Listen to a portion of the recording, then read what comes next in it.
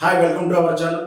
రేవంత్ రెడ్డి ప్రక్షాళన చేస్తున్నాడా వ్యవస్థలని, లేదా వ్యవస్థ యజమానులను బ్లాక్మెయిల్ చేస్తున్నాడా అనేది ఇప్పుడు చర్చనీయాంశమైంది.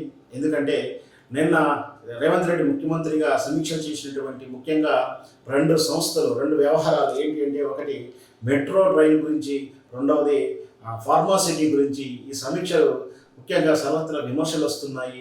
ఎందుకంటే ఫార్మాసిటీ ఏర్పాటు గురించి సేకరించిన భూమిని ఫార్మాసిటీ కంపెనీలకు ఇవ్వాలని నిర్ణయాత్మకంగా జరిగినటువంటి విధానంలో ఫార్మాసిటీ హైదరాబాద్ శివారు ప్రాంతంలో కూడా ఉండకూడదు, అది ఇంకెక్కడో ఉండాలని చెప్పేసి ఈ ఫార్మాసిటీని ఇక్కడ క్యాన్సిల్ చేస్తూ అక్కడ మెగా టౌన్షిప్ను ప్లాన్ చేద్దామని చెప్పి నిర్ణయం తీసుకోవడం నిజంగా కూడా మరి అది ఆల్రెడీ ఉన్నటువంటి వాళ్ళ నుంచి ఫార్మాసిటికల్ కంపెనీ వాళ్ళకి అలాట్మెంట్ నామినల్ అయింది.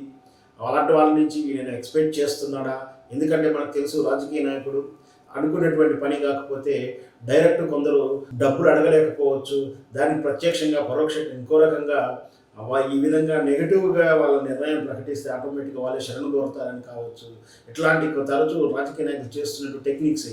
కొందరు డబ్బులకు చేస్తారు, కొందరు పేరు ప్రఖ్యాతులు కూడా చేస్తారు. గతంలో మనం చూసాం కేసీఆర్ తెలంగాణ ఎన్నికల తెలంగాణ ఉద్యమ సభలో కేసీఆర్ మెట్రో రైలు, సేమ్ అదే మెట్రో రైలును Koti women's college Andhra bank line వెళ్ళడాన్ని ఆయన ఆక్షేపించడం, తద్వారా మళ్ళీ సైలెంట్ అవ్వడం చూసాం. అంటే అక్కడ ఏదో అది ఏం జరిగింది అక్కడ, మరి అది డబ్బుల రూపంలో సంజాయిషి ఇచ్చారా లేదా, లేకపోతే శరణ్ కోరడం వల్ల వదిలేశాడా, అవన్నీ కూడా ఆ రోజు మనం అన్నీ కూడా చర్చించిన అంశం. మళ్ళీ తీరా అదే విధంగా రేవంత్ రెడ్డి కూడా ఈ ఫార్మాసిటీ కంపెనీ వాళ్ళ నుంచి మరి ఏం బ్లాక్మెయిల్ చేస్తుందా, నిజంగా మరి పర్యావరణం గురించి మాట్లాడుతున్నాడు, పర్యావరణం కోసమే చేస్తున్నా, ప్రక్షాళన చేస్తున్నాడా, తద్వారా రేపు ఈ నిర్ణయాన్ని అంటే ఇది నిజమా అబద్ధమా, ఇది ఏం చేస్తున్నాడో, బ్లాక్మెయిల్ చేస్తున్నాడా, నిజంగా ఆయన ప్రక్షాళన చేసి వైపు ఉందా అంటే రేపు కొద్ది రోజుల్లో మన కాలమే సమాధానం చెప్తుంది. ఎందుకంటే నిజంగా ఫార్మాసిటీ కంపెనీ తరలించే ప్రయత్నం చేసి ప్రాక్టికల్గా చూపించగలిగితే నిజంగా కూడా మరి అది ఆయన బ్లాక్మెయిల్ కాదు, ప్రక్షాళన వైపు అని చెప్పొచ్చు.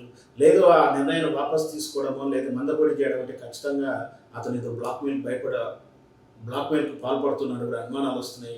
ముఖ్యంగా ఇవి ఫార్మాసిటీ కంపెనీ విషయంలో కానీ, ఇకపోతే మెట్రో ఎక్స్టెన్షన్ శంషాబాద్ విషయంలో కూడా అదే తరహా ఆలోచనలు వస్తున్నాయి.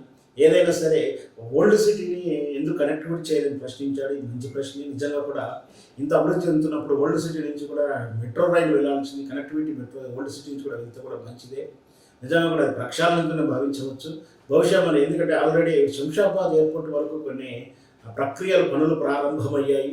సో మరి అవి ఆగుతున్నప్పుడే అదే అనుమానం వస్తుంది. మరి బ్లాక్మెయిల్ కోసం చేస్తున్నాడా లేదా ప్రక్షాళన వైపు చేస్తున్నాడా, ఇవన్నీ రెండింటికి కూడా ఈ అంశంలో చూస్తే కాలమే సమాధానం చెప్తుంది. ఒక 4 నెలలు ఓపిక మనం వెయిట్ చేస్తే నిజంగా కూడా ప్రక్షాళన వైపే వెళ్తే మనం స్వాగతిద్దాం. లేదంటే ఇది ఏదో బ్లాక్మెయిల్ గోల్మాల్ రాజకీయంగానే భావించవచ్చు.